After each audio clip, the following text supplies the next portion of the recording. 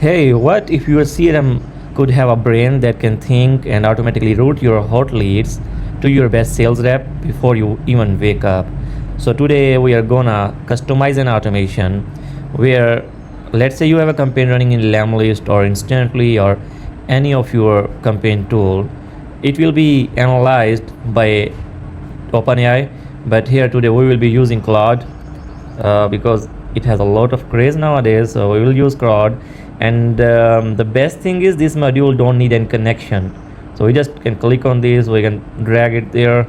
Let me realign, and here I will select the model to Claude Sonnet 4.6, and we should have a prompt here like you will receive an email reply, and your task is to analyze the email and classify it according to the following categories: positive, wrong, future, out of office, and a lot of stuff. And based on the reply we can add a filters in the branches after the router.